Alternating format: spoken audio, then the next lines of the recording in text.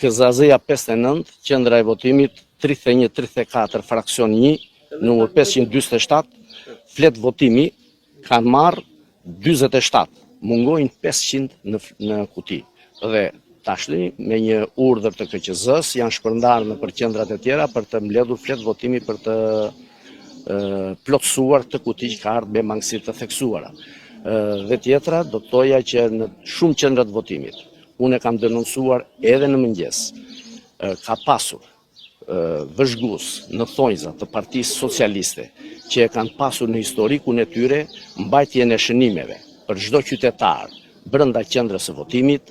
intimidimin e qytetarëve, marrjen e informacionit për komshit, të afërmit, familjarët, kush ka ardhur, kush nuk ka ardhur, dhe telefonatat nga brenda qendrës së votimit për t'i orientuar për të ardhur në votim dhe për këtë do të votojnë. Kjo ka qenë dhe një nga arsyet pse unë në mëngjes, sipas informacioneve që mora nga komisioner të Partisë Demokratike, jam interesuar brenda qendrave të votimit, kam pyetur, kam parë dhe kam verifikuar të saktë të shkelje që e kanë pranuar dhe komisionerët e Partisë Socialiste dhe kanë ndërprerë këtë veprimtari në disa qendra votimi, por në fakt me informacionet që kam vazhdojnë në qendrat e tjera të votimit.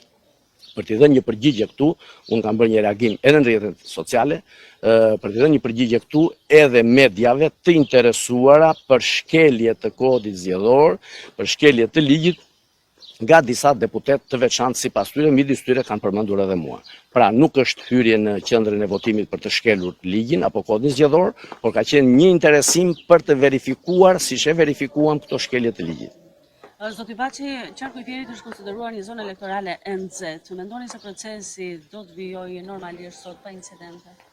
Dua dhe shpresoj, besoj të vazhdoj normalisht dhe është më se e sigurt 100% që duhet të vazhdoj normalisht nëse zbatohet ligji. Nëse komisionerët e Partisë Socialiste nuk do të shkelin ligjin siç vazhdojnë ta shkelin dhe rrinë brenda qendrave të votimit, atë që thash pak më lart për mos të rënë në përsëritje. Nëse patronazhistë të tjerë të Partisë Socialiste që rrinë shumë afër qendrave të votimit, jo më larg, po te kjo qendër ku jemi tani, 15 metra larg, sot në mëngjes 2 nga patronazhistët e lagjes kanë dhënë 1 orë gjysmë tek porta dhe unë e kam verifikuar dhe e kam denoncuar edhe në rrjetet sociale, ku kanë qenë tek porta e qendrës së votimit duke orientuar qytetarët për të hyrë brenda dhe për të votojnë. Pra nëse nuk do të ketë problematika të kësaj natyre, besoj se do të jetë një votim i qetë. Por nëse do të vazhdojnë me udhëzim të liderëve të tyre që të vazhdojnë të shkelin, ne nuk do t'i lejojmë, do të jemi në monitorim dhe absolutisht nuk është shkelje që një kandidat për deputet të vijë të interesohet tek qendra e votimit kur ka një informacion për ta verifikuar që e merr nga një komisioner i partisë politike, kushdo qoftë kjo parti politike, për të verifikuar se sa e sakt është ky informacion që vjen. Pra këtu nuk ka një hyrje te qendra e votimit për shkel ligjin, kodin zgjedhor, por ka një interesim për të marrë informacion dhe për ta bërë atë publik, për ta denoncuar. Ndërkohë zoti Baçi, si e shihni pjesëmarrjen, si e vlerësoni atë? Besoj se është një pjesëmarrje e konsiderueshme, e shikojmë që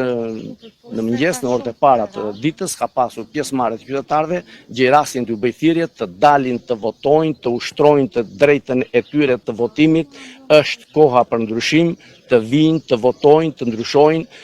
të votojnë për të ardhmen e tyre, të votojnë për fëmijët e tyre, të votojnë për mos ikjen e të rinjve, të votojnë për ndryshimin e gjendjes ekonomike. Falenderoj juve.